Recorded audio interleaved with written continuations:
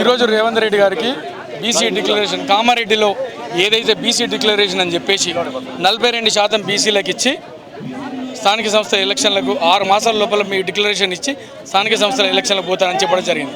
అదేవిధంగా బీసీలకు సంవత్సరానికి 20,000 చొప్పున 20,000 కోట్ల చొప్పున 5 సంవత్సరాలు 1,00,000 కోట్లు బీసీ ఫండ్ పెడతాని చెప్పిండు. అదేవిధంగా బీసీ సంక్షేమ శాఖ పెడతాని చెప్పిండు. ఇవి ఏవి పెట్టకుండా మరి బీసీ డిక్లరేషన్లో రిజర్వేషన్ ఇవ్వకుండా ఈరోజు స్థానిక సంస్థలకు ఎలక్షన్లకు పోయే అవకాశం ఉంది కాబట్టి అట్లా పోవద్దు. ఖచ్చితంగా బీసీ డిక్లరేషన్ మీరు చెప్పిన డిక్లరేషన్ కామారెడ్డిలో ఏదైతే చెప్పిర్రో అది అమలు పరిచిన తర్వాతనే స్థానిక సంస్థల ఎలక్షన్లకు పోవాలని చెప్పేసి మా ముఖ్య డిమాండ్. అదేవిధంగా ఇంకొక విషయం మేడం, ఈరోజు యావత్ తెలంగాణలో బీసీ కులంలో ముదిరాజులు అత్యధికులు. ముదిరాజు కులం ఏదైతే ఉందో బీసీలలోనే అత్యధిక కులం. దీన్ని ఈ కులాన్ని ఆయన వైపు తిప్పుకోనికి బీసీడీ అనేది వీళ్ళు కొన్ని సంవత్సరాల నుండి ఒక 60-70 సంవత్సరాల నుండి బీసీడీని ఏలో మార్చాలని చెప్పేసి మమ్మల్ని 1964లో అనంతరామన్ కమిషన్ అనేది బీసీడీలో వేసింది మమ్మల్ని.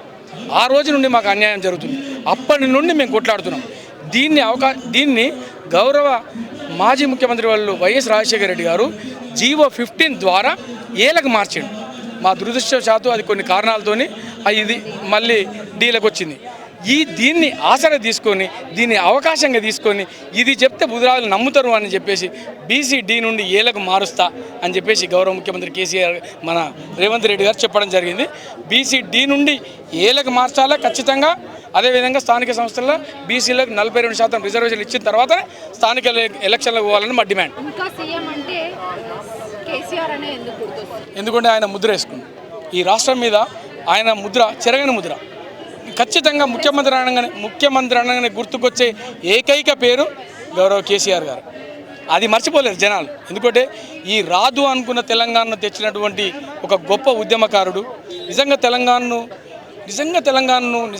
చిన్న పిల్లలాంటి తెలంగాణను బంగారు తెలంగాణ మారుస్తాన క్రమంలో ఆయన ఎన్నో రకాలుగా అభివృద్ధి పనులు చేసిన మాట ఇట్లా వాస్తవం. అలాంటి వ్యక్తిని ఈరోజు మర్చిపోలేదు ఈ తెలంగాణ ప్రజానికం, తెలంగాణ ప్రజలు.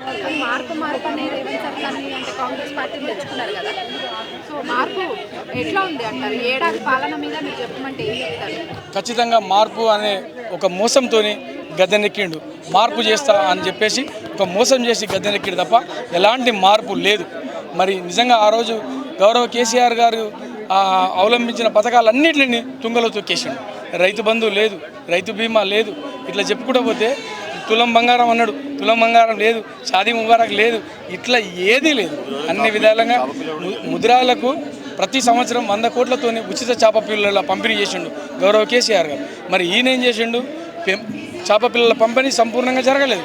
ఎక్కడో ఒక్కొక్క దగ్గర జరిగింది కానీ ఎక్కడ కనీసం 30% కూడా జరగలేదు. అదేవిధంగా ఇంకొక మోసం ఏంటంటే ప్రతి కులానికి కార్పొరేషన్ వేస్తున్నామని చెప్పేసి ముదిరాజులకి కార్పొరేషన్ వేసిండు. మా నిధులను అల్లకెళ్ళకి మళ్లించాడు తప్ప ప్రతి కులానికి 50 కోట్లు ఇస్తాడు.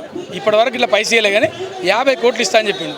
ఇప్పుడు 3 లక్షల మంది ఉన్న కులానికి 50 కోట్లే, 30 లక్షల మంది ఉన్న కులానికి 50 కోట్లు ఇస్తే ఇది నిజంగా న్యాయమా? ఇది నిజంగా సమంజసమా? ఒక్కసారి ఆలోచించండి. ఏమీ లేదు, జీరో. ఆయన ఏమనుకున్నాడే, ఆయన ఒక మాట చెప్పింది చూడండి, నేను గుంపు మేస్త్రి అని. నిజంగా ఆయన గుంపు మేస్త్రి మాదిరినే పోతున్నా, ఒక పరిపాలనా దీక్షుడిలాగా మాత్రం పోతలేదు.